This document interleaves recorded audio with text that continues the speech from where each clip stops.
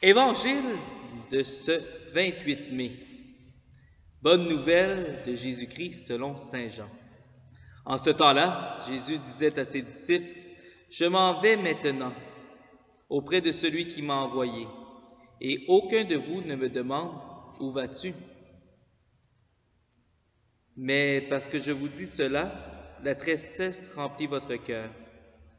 Pourtant, je vous dis la vérité. Il vaut mieux que pour vous que je m'en aille.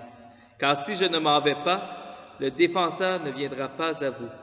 Mais si je pars, je vous l'enverrai. Quand il viendra, il établira la culpabilité du monde en matière de péché, de justice et de jugement. En matière de péché, puisqu'on ne croit pas en moi, en matière de justice, puisque je m'en vais auprès du Père et que vous ne me verrez plus, en matière de jugement, puisque déjà le prince de ce monde est jugé. Acclamons la parole de Dieu. Alors, je dois vous avouer qu'il y a rarement des textes qui m'ont donné autant de difficultés et de problèmes. L'Évangile de Jean est de loin le plus abstrait. Et quand on arrive à « il viendra établir la culpabilité du monde en matière de péché, de justice et de jugement », et qu'on doit mettre ça en équilibre avec « je ne suis pas venu juger le monde, mais le sauver », je dois avouer que ça devient un peu difficile et que j'ai un peu de misère à arriver à une interprétation qui fait sens de la fin de ce texte. C'est pourquoi je vais revenir simplement sur « mais parce que je vous dis cela, la tristesse remplit votre cœur ». Dans les 3 dernières années, j'ai eu la chance de m'impliquer dans la pastorale du deuil. Et trop souvent, malheureusement, les chrétiens, on a tendance à être si heureux, si exaltés par la résurrection, qu'on en oublie totalement la tristesse des gens qui sont devant nous. Les gens qui font face à leur propre mort ou qui font face à la mort d'un proche ont perdu un être cher ou vont quitter une vie qui leur est chère. Et il ne faudrait surtout pas banaliser ça parce que nous avons l'espérance que Dieu nous attend.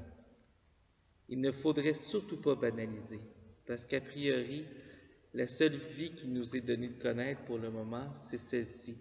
Et il est normal de la chérir. 3 pistes pour la prière. Je m'en vais auprès de celui qui m'a envoyé et aucun de vous ne me demande où vas-tu. Où est le Christ? Auprès du Père. Où est le Père?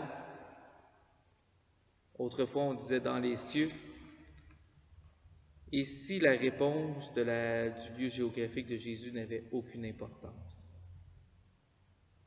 Peut-être simplement dire au Christ, dire à Dieu, Seigneur, je sais que tu me prépares une place, que tu souhaites m'accueillir, et lui redire que nous sommes heureux qu'il soit notre défenseur là où il est.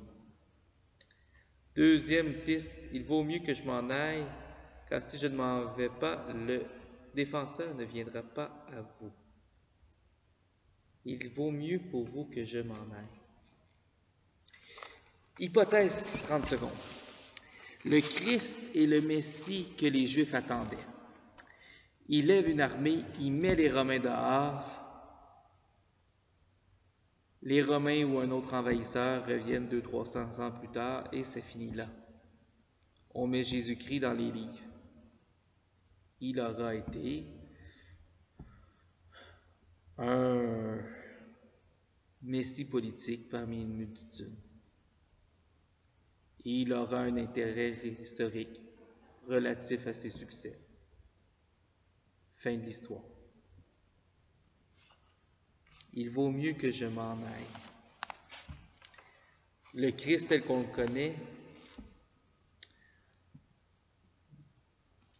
n'a gagné aucune guerre et pourtant, on pense que c'est peut-être là tout son intérêt. Il vaut mieux que je m'en aille. Peut-être réaliser qu'il est heureux que le Messie ne soit pas selon nos visions, nos vues à nous, mais bel et bien ce Fils de Dieu qui dépasse notre compréhension. croit, il faut que le Christ aille auprès du Père pour nous envoyer l'Esprit Saint. Donc, la présence aimante de Dieu dans nos vies, elle nous vient directement de Dieu. Prendre le temps de chérir ce cadeau extraordinaire que Christ nous a fait.